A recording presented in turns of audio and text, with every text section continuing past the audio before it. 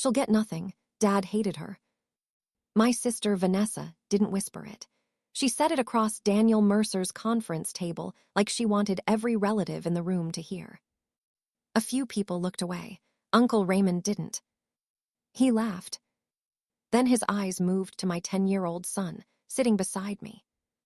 Even her kid knows she's worthless. My fingers tightened around Noah's hand beneath the table.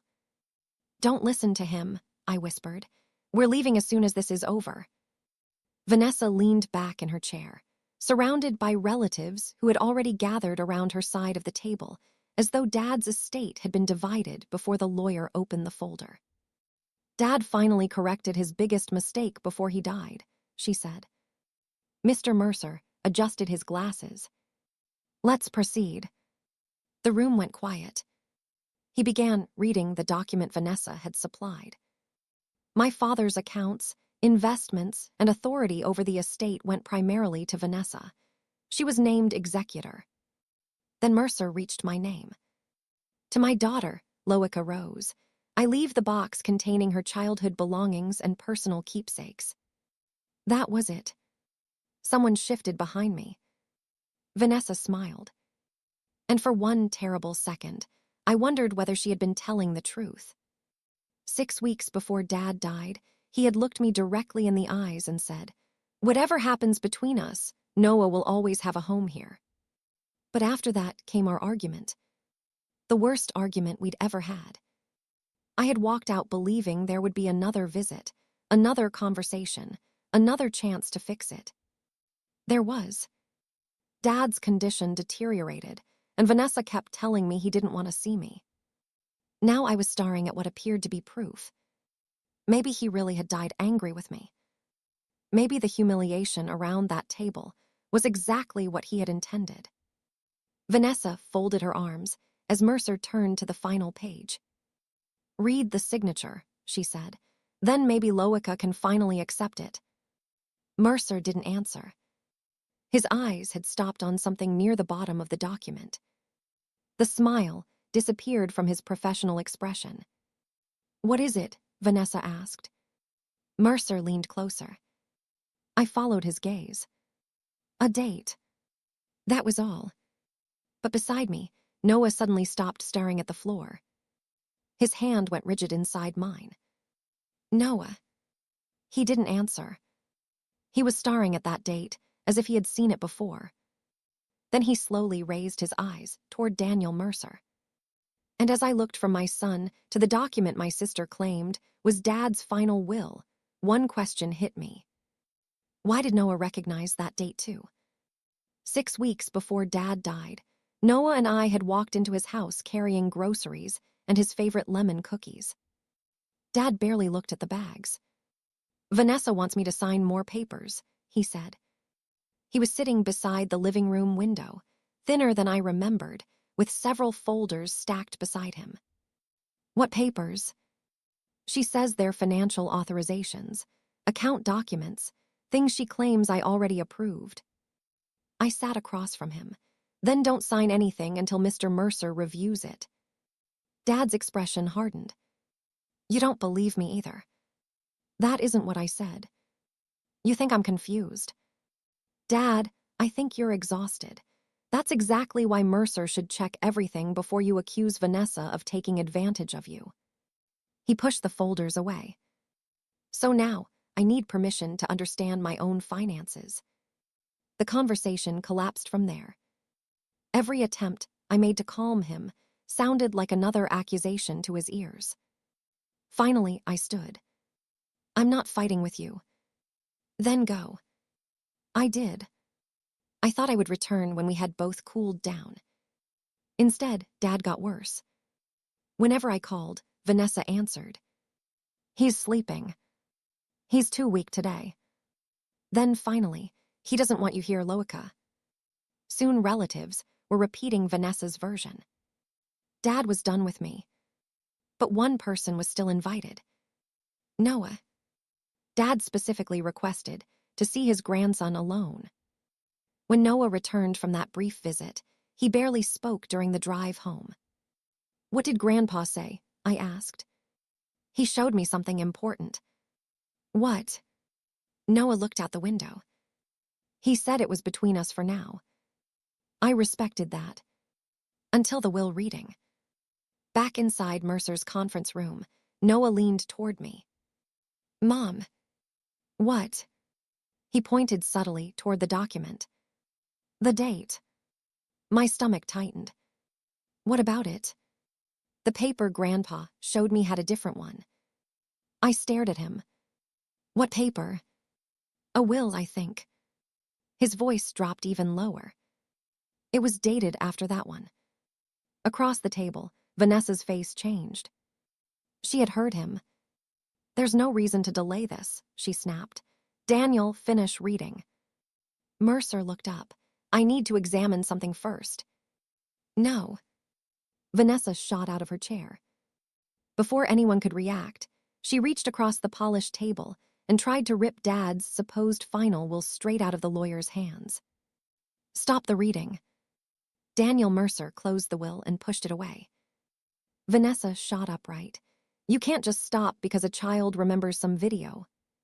I can when that video may concern testamentary intent or the authenticity of the document you supplied.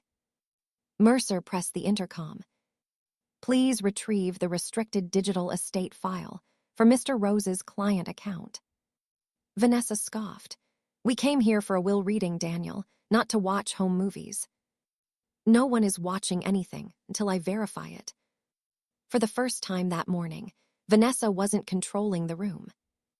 While Mercer waited, I pulled Noah closer. Why didn't you tell me about this? Grandpa told me not to. Why? Noah swallowed. He said only say something if people claimed he changed what he wanted. My mind raced back through everything. Dad's complaints about Vanessa pushing papers at him. Her blocking my visits. The date Noah recognized. And now a recording Dad had deliberately hidden. The door opened. Mercer's assistant entered carrying a secure file reference. There's a video, she said. Vanessa's face drained. Mercer checked the details. The file had been uploaded 3 days after the date printed on the will Vanessa brought. There was something else attached to it, a reference number corresponding to an estate document stored through Mercer's office. Raymond stared at Vanessa. What exactly did you give him? The will Dad wanted. Her answer came too quickly. Mercer ignored the argument and continued verifying the records. Finally, he looked up. The recording was arranged by your father while he was legally competent. It was received through a secure process previously established with this office. He connected his laptop to the conference room screen. The display flickered. Then Dad appeared. Alive. Thin and tired, but unmistakably alert. Vanessa stood so quickly her chair struck the wall. I'm leaving. You may leave the room, Mercer said, but this estate process is formally paused until this discrepancy is resolved. Dad began speaking. If you're watching this, then there has probably been a dispute about my. What did you do? Dad's voice continued from the speakers, but everyone turned toward Raymond. He wasn't looking at the screen. He was staring directly at Vanessa. Vanessa didn't answer Raymond. Daniel Mercer restarted the video. Dad looked directly into the camera. If there is a dispute about my will, then something I feared has happened. Nobody moved. Dad explained that while Vanessa had been helping manage his finances, he discovered several transfers from an account she could access. I did not authorize those transfers. Vanessa shook her head. This is ridiculous. Mercer raised one hand. Let the recording play. Dad said he confronted Vanessa privately. Afterward, he became concerned that documents inside his home could be removed, replaced, or presented as his final wishes.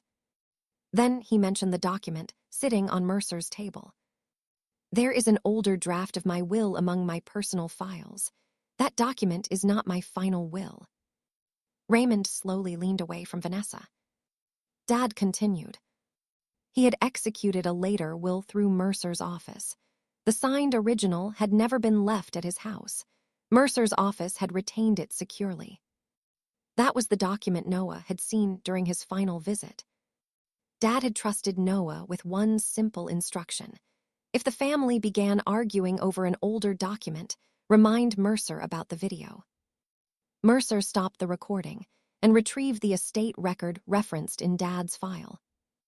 After verifying it, he read the authentic will. An independent professional, not Vanessa, was named executor.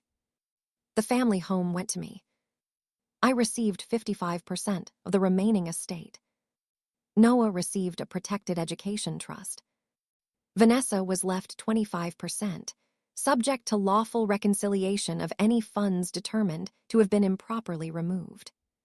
The remainder went to relatives and charities Dad had selected. Vanessa stared at Mercer. "You're going to believe a video over me." "This isn't about belief," he replied. "It's about authenticated records and the valid executed document." Then Dad's recording continued. His expression softened. "Loica, if you're watching this, I know our last conversation was not a good one." My hand flew over my mouth. "I was angry. You were trying to protect me, and I was too proud to see it. But disagreement never erased my love for you." Noah reached for my hand. Dad looked into the camera. "Never confuse someone else's version of my feelings with my own." I broke. Not because of the house. Not because of the money. Because for weeks, I had believed my father might have died hatting me. Across the table, nobody who had laughed could look at me now. Raymond finally whispered, "Loica, I'm sorry." I wiped my face. "The inheritance isn't the worst part." He looked up. "You insulted my child because you thought his mother had no power in this room. You laughed because you thought there would never be consequences." Raymond said nothing. Mercer formally rejected the older document as controlling the estate and preserved the relevant records. The disputed transfers were referred for independent accounting and appropriate legal review. Vanessa lost any possibility of controlling Dad's estate. Later, she contacted me repeatedly, asking that we handle this privately. I refused. Whatever responsibility existed would be determined through the proper process. I wasn't going to protect her from consequences just because we shared a last name. The relatives who had accepted Vanessa's version of Dad's feelings began distancing themselves from her. Some apologized to me. I accepted only the apologies that came with changed behavior. Months later, Noah and I moved into Dad's house. His education trust was independently managed and protected. I kept Dad's video. Not because I still needed evidence. I kept it because sometimes, when I sat alone in the house and remembered our final argument, I needed to hear his real final words to me. One evening, I found Noah standing beside Dad's old chair. "Mom." "Yeah." "Are you glad I remembered?" I wrapped my arms around him. "More than you'll ever know." At that will reading, my family expected me to discover that I meant nothing. Instead, 7 words from my 10-year-old son forced everyone in that room to discover how badly they had underestimated us.